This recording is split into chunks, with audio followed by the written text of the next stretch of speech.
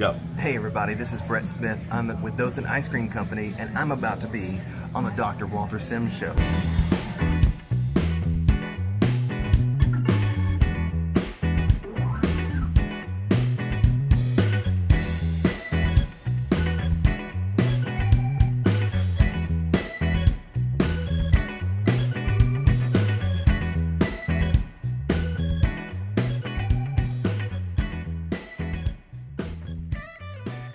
Hey everybody, good morning. This is Dr. Walter Sims, and I'm excited to be interviewing a young man that's taking Dothan by storm with his ice cream freezer on wheel, the Dothan Ice Cream Company.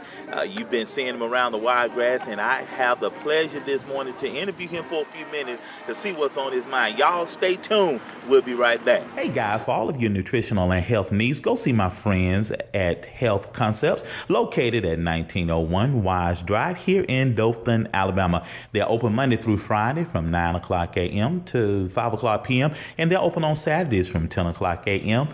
Till about 1 o'clock p.m. I love the water that they have. Their water is better than any water that you may find. Listen, go see Lisa, Doreen, and Sam, the Waterman, and they will help you live a healthy and nutritional lifestyle. Welcome back, everybody. I am here with my new friend, Brett Smith, and we just want to talk about, we want to talk about all things ice cream. Introduce yourself to everybody and tell us what is up with you in this ice cream freezer. Fantastic. Yeah, my name is Brett Smith. I work together with my wife, Janine, here in Dothan. We've lived here 8 years.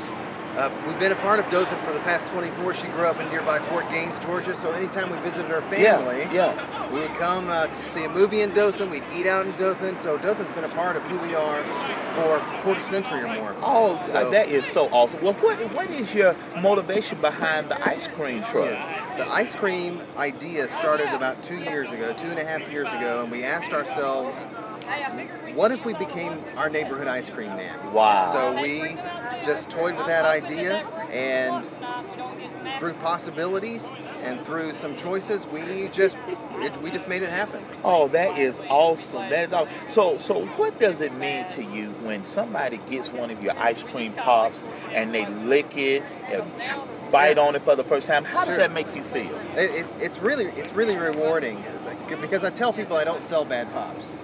I do away with those in the kitchen. But it's rewarding because it's a simple treat that I think anyone can enjoy. And we're trying to expand that to a wider audience. You know, on board today I have some low sugar alternatives. Oh wow! So we're trying to share simple pleasures with our community. That is so awesome. It's really very. Tell everybody, where do you want to see the Dothan Ice Cream Company go? I would like to see Dothan Ice Cream Company simply fulfill its mission to connect with people in an authentic way and to provide positive memories for families. We just have a simple platform of popsicles, but for me, that's awesome. It's a memory that's cherished from my childhood. And we want to be sure that our community, the Wiregrass area, has the opportunity for such memories to be made together. Oh, that is awesome. How can someone get in touch with you? You can contact us on the web, dothanicecream.com, or any social media, Dothan Ice Cream. Yeah, because see, that's how I found out about you, man. You just popped up in my Instagram. I'm like, who is that guy? It's a little bit crazy. What we've loved about social media is how social it's made it. Because when you connect with us on social media, you get an opportunity to connect with us in person. Usually it's because we're publishing where we're going to be and when we're going to be there. In fact, I have a page on my website, the whereabouts page, where I'll send you a personal email message letting you know when and where I'm going to be in the neighborhood, plus some special offers. We've got a special Mother's Day offer that we just sent out to our subscribers just this morning. So we don't want you to miss out on any opportunity that we have for you, just for the simplicity of an ice pop. You want to see one? That is all. Yeah, let's take a look at one. Now this is here we go. This is the famous cookies and cream right there. Oh, that right looks there. good. Yeah, it's a little bit dangerous. It's a little bit dangerous. Well, that being said, what are some of the flavors that you're known for? Right now, cookies and cream is our best seller. Orange Dream is that wonderful orange dreamsicle flavor that you loved as a child, that I loved as a child. We also have peaches and cream. We have strawberry lemonade, blueberry lemonade, and today I'm carrying a 1.5 gram sugar, low sugar blueberry lemonade as well. So we're trying to that is awesome. Connect with as many people as possible. That is awesome. Once again, give your contact information, Sure. Brett. You can contact me, DothanIceCream.com, or if you'd like to send me an email, you can send it to me. It'll come right to my phone. Brett, B-R-E-T-T, at DothanIceCream.com. Oh, that is awesome, man. Hey, man, you just keep what you're doing. Just keep it up, man, and keep those ice cream pops cold, okay? I appreciate it. Thanks so much. Don't miss the Dr. Walter Sims Show, Saturday mornings at 8:30 on WDFX-TV, Fox 34.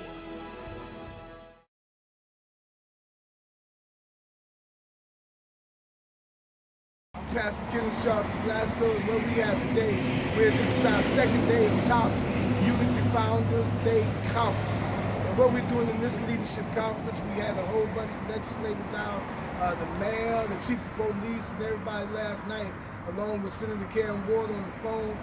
We just got passed one of the most progressive prison reform bills with 14 different amendments that we've been working on ourselves for over a decade, which is going to bring Alabama into fruition where they're the leading state when it comes to prison reform.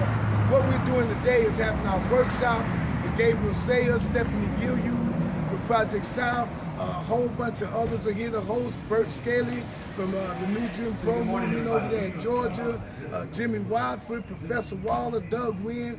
Oh man, we got so many people, it's crazy. Pastor White is here, everybody. And we're having our workshops to teach people and train them on building the movement, on how to get grants. The director of doing grants is here to give grants, and all kinds of things are here.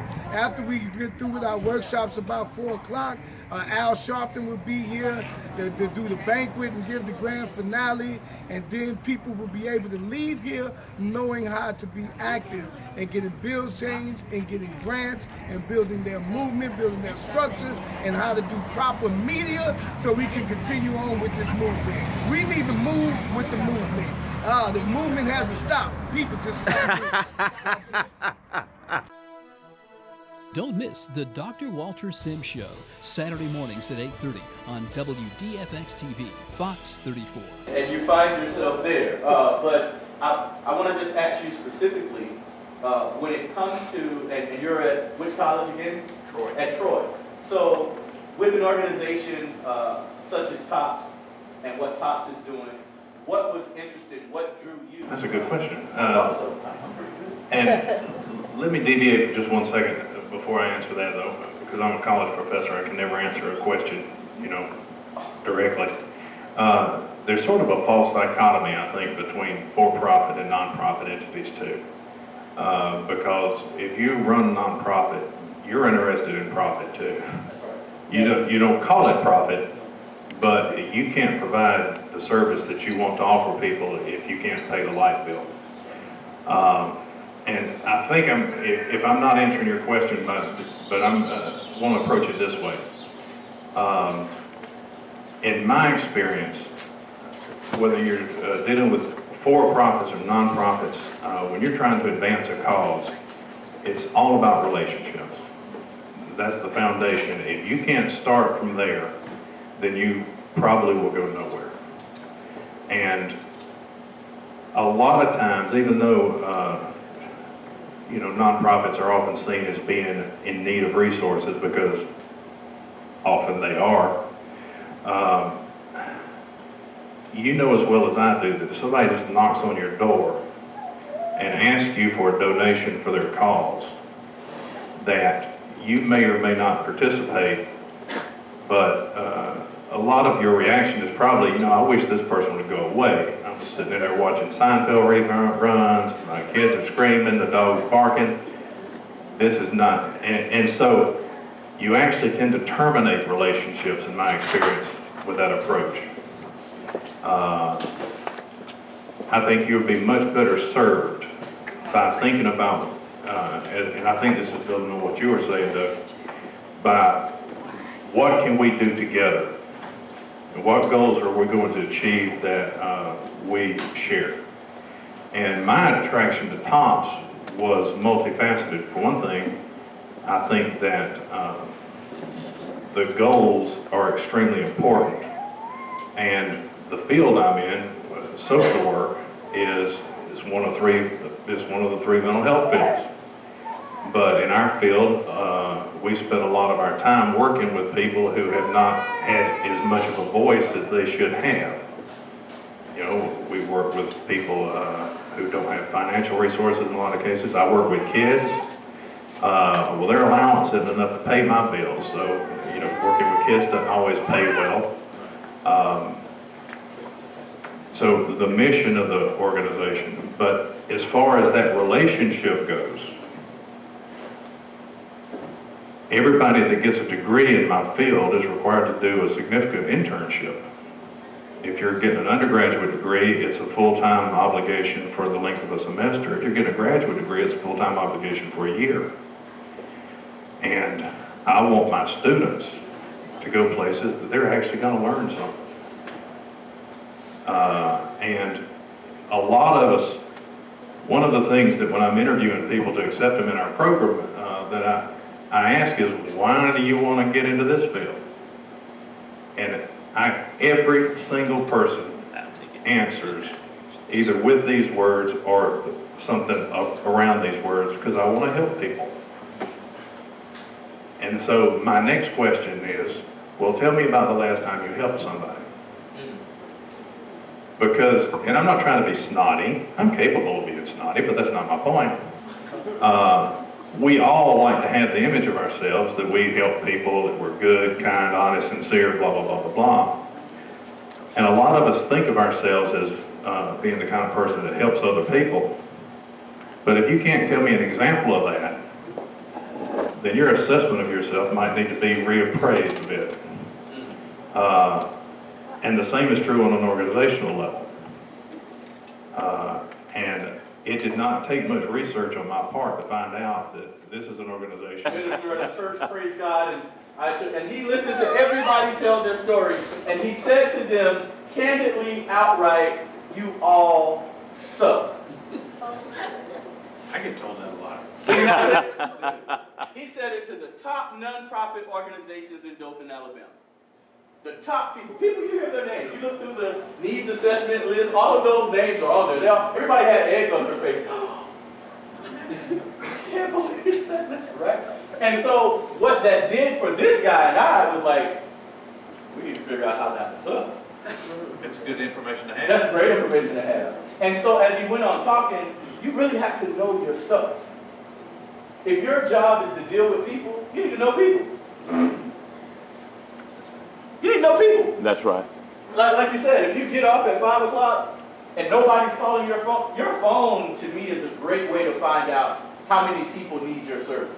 If it's not ringing all the time about, hey man, oh Jimmy man, oh Chris, I mean, if you could just come talk with my son, you know, if that's not what you're doing, you may suck. Okay, so tell us a little bit about, Mr. Doss, if you would, just share a little bit about your experiences with Healthy You, Just the Facts. Tell them about your position now, and just a little bit about your experience from an organization standpoint and the need that you fulfill to the community. Like I said before, I'm an at-risk coordinator. So if you look at it, when I first got my job, I guess my executive director said, look up the word at risk. So I took a day of just looking up the word at risk. And I Googled the word at risk, and I found out that if you are drunk, you're at risk. Had a mental disorder, you're at risk. Come from a single parent home, you're at risk. If you're black, white, you're at risk. And so what I found out that everybody is at risk of something. But then, let's think about that. If everybody's at risk for something, how do I help everybody? And can I help everybody? And is everybody willing to listen to me? And I found out really early in the game that I can't help everybody. But what I can do is learn the tools and skills to teach the people to endure. All right now. See, the thing is that we as people, we can hurt people more than we can help them if we don't have the tools. Because when you're sitting in front of 100 teenagers, just imagine what questions are they going to ask you. Don't miss the Dr. Walter Sims Show, Saturday mornings at 8:30 on WDFX TV, Fox 34. And so we're so happy that he has come here to be with us and to provide the word for us. Amen. Please join me in welcoming the Reverend Al Sharpton.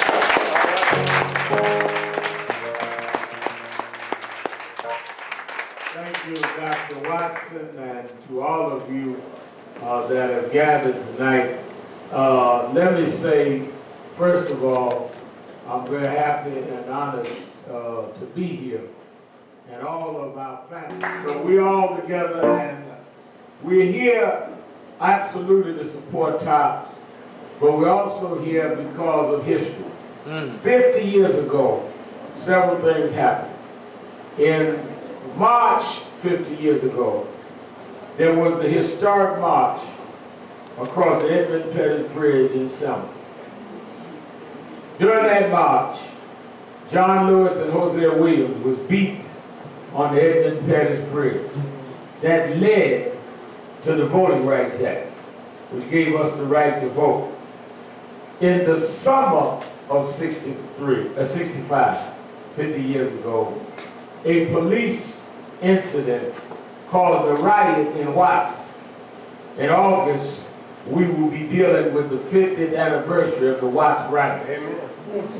In between the Edmund Pettus Bridge and the Watts riot, a child was born named Kenny Glasgow. All right now.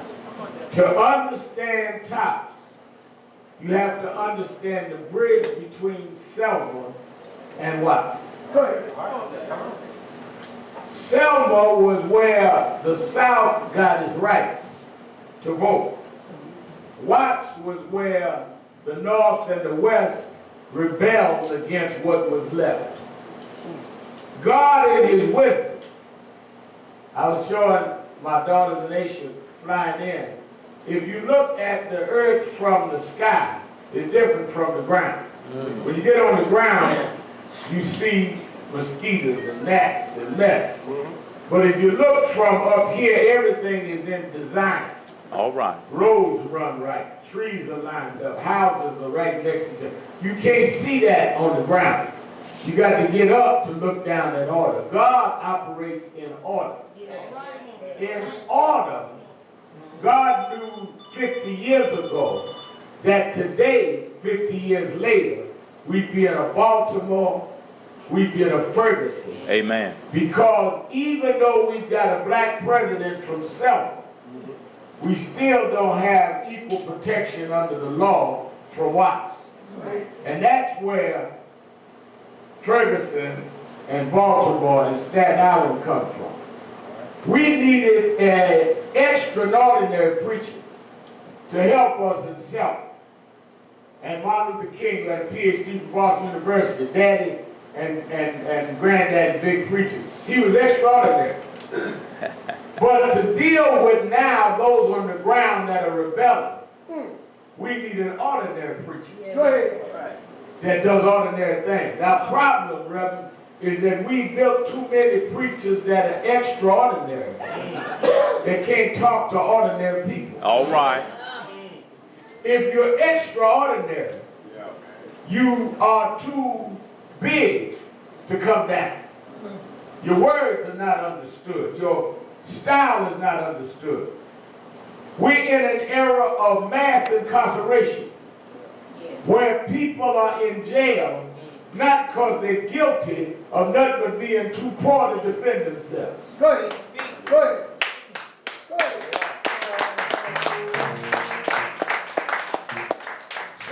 lock you up, you can't pay the bond, you can't afford a lawyer. They give you a public defender that is hired by the folk that lock you up. They give you half a defense. They give you extra time. Then when you get out, they call you a convict and a felon. My Lord. So you do your time in the jail and you do your time out of the jail. And you never stop to do that. Those that sit high don't understand that because they never been there. Right. You can't talk about what you don't understand. That's right. We say growing up in the movement, you can't lead where you don't go. And you don't teach what you don't know. Yeah. The reason they don't do what these folks do well is because they don't understand it because they come from extraordinary circumstances. All right. So when this boy was born 50 years ago, what we thought he had went bad, God was training him to deal with a generation of mass incarcerated people. All right. So he would know them and they would know him and he could speak to them. Where the extraordinary couldn't speak because they got extraordinary language that don't make sense to ordinary. If you study the book, Jesus Come on. didn't come for the extraordinary. That's right. When Jesus came, he came. Now, if you believe Jesus is Lord, then he could have chosen to come anyway he wanted. That's right. Could have came to the king's house. In fact, Moses was born one thing and grew up in Pharaoh's house. Jesus could have been born in Pharaoh's house. Could have been born in Rome. Could have been born and raised with the rich. Jesus chose a woman of no means, no reputation. She didn't even have a title in church. She wasn't a church mother. Wasn't even the head of the missionary board. Just an ordinary woman. And her man, which is an ordinary man, a carpenter. Bible didn't even record if they're married or not. Just, y'all have been gossiping. Joseph done knocked up there and they lying saying it's a divine child. That's what we say. That's right. And he went around Nazareth. When his ministry got started, he went and got what? 12 ordinary people. All right now. He didn't go to the seminary. That's good. He didn't go to university. He went and got fishermen and tax collectors. Yes, sir. Said, I want y'all regular folk. Why? Because I come for regular people. Not that the big shots are wrong, but they missing too many people. Well, who they missing, Jesus? Well, there's a blind man sitting over there. And he's broke. Why do you know he broke, Reverend Mal? Well, because they say he was begging. He would have been begging if he had money. And Jesus went by, and the blind man, show you how Jesus found the top. The blind man said, Jesus, son of David, come see about me. Jesus was walking by, the multitudes was with him. Blind man yelled again, Jesus, son of David, come see about me. The disciples were saying, let's go, let's keep moving. We got all these folks. We got the big crowd. We got the mega crowd. Blind man kept yelling, Jesus, son of David, come see about me. Yes, sir. Why did he keep yelling? Because everybody that was pushing him back, they already had their sight. Easy folk with 20/20 vision to ignore a blind man. But this might have been his only shot. And the reason he called him Jesus, son of David, is he wanted him to know if you are who you say you are. Yes, sir. Yes, sir. I'm not just trying, son. I'm calling your name, but I'm also going to call your rank. If you the son of David, if you the one that we've been waiting for, you going to come see about me.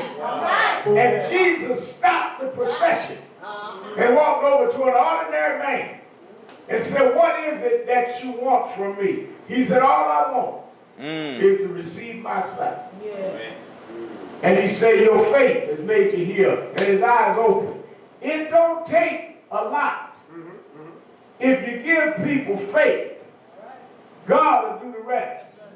And what they do at T.O.P.S, yes, they have programs for the kids, they next door. Yes, they have a program to restore your rights. That's a model program that gets awards. Yes, they do the work in terms of clients, dealing with people that have cases that no one else will hear. Yes, they sit here every day in and day out, with nobody funding them. They got to go to pillar to post to get funded. But the most important thing they do is give ordinary people hope. All right. Yeah. And that's what Jesus did.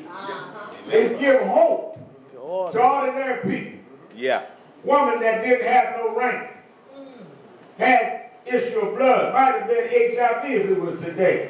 She had no rank, couldn't get an appointment with Jesus, wasn't on the schedule. She just went through the crowd and said, if I can touch the hem of his garment. I ain't no big shot, ain't nobody gonna stay down and talk to me. But I have faith if I can just reach it, everything will be all right. Yes, sir. When she touched him, watch this, he stopped and said, somebody touched me. Nowhere else could we read the Bible. He stopped. He stopped for an ordinary woman and said, your faith has made you whole. I come to celebrate the birthday of that 50-year-old kid who went through muck and mire because he had to do that so he could do the ministry of today. Last Saturday night, y'all saw many of you a fight between Mayweather and Pacquiao. That's right. Well, that's the end of the event. The beginning of the event is they had to train the fight. They show you them in the ring. They show you them doing the push-ups. Go ahead. And the sit-ups. And to get up 4 in the morning and running. And sweat. And to go into the gym and spar. You can't be a champion if you don't go through training. All right. If you get in the ring without training, you're going to get knocked out. I know that because my father used to be a fighter. He was a fighter. He used to fight Sugar Ray and all them. And so a fighter wins in training, not in the ring. That's right. Go ahead. When Kenny got in trouble as a kid, his grandma, his mom, everybody, daddy, everybody said he done went bad. He was going through training. Go ahead. What we thought was jail time was training time. Go ahead.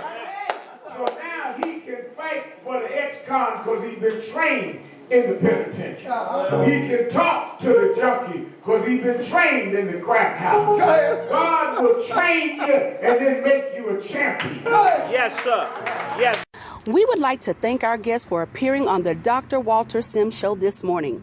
If you would like to advertise with us, become a sponsor, or even be a guest on our show, please contact our office at 205-225-9757 or send an email to the Dr. Walter Sims Show at gmail.com. The Dr. That's Dr. Walter Sims Show at gmail.com. Again, thank you for tuning in. May God richly bless you, and we will see you again next week.